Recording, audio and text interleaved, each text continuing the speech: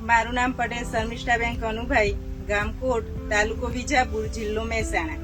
તમારું કેટલા વર્ષથી પપૈયાની ખેતી કરો છો એના વિશે થોડું જણાવશો અમને? હા, જીજેઆરસી માન્યતા મુજબ ટપક પદ્ધતિ અમે અપનાવી છે. આ ટપક પદ્ધતિમાં અમને ખૂબ ફાયદો થયો.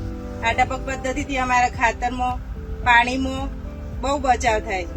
બોરે અમુક સમયે તો બંધ પડી રહેશે અને માણસની જરૂર પડતી નથી. જાતે અમે કામ કરી શકીએ, પાણી વારી શકીએ, ખાતર ચડાવવું હોય તો પણ ચડાવી શકીએ. અમારા આ પપૈયા લગભગ 2 વર્ષ અગાઉ લીધા હતા આ જ ખેતરમાં, તો અમારો 12,84,000 થયો હતો અને એમાં ખર્ચો હતો 3-3.25 લાખ જેવું. અને આ ટપકથી અમને બહુ જ ફાયદો થાય છે.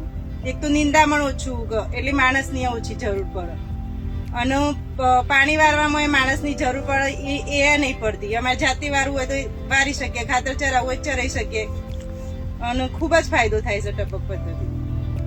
તમે બીજા ખેડૂતોને સલાહ આપશો? હા, ચોક્કસ. આ પદ્ધતિ દરેક ખેડૂત અપનાવે તો બહુ સારું. એના જો 5 વીઘા પિયત હોય તો 10 વીઘાનું પિયત થઈ શકે આ ટપક પદ્ધતિથી. એટલે ટપક પદ્ધતિ ખાતર, પાણી, માણસ બધામાં બચાવ થાય છે. એટલે ટપક પદ્ધતિ અપનાવે તો બહુ સારું, ઉત્પાદન પણ સરસ લઈ શકાય.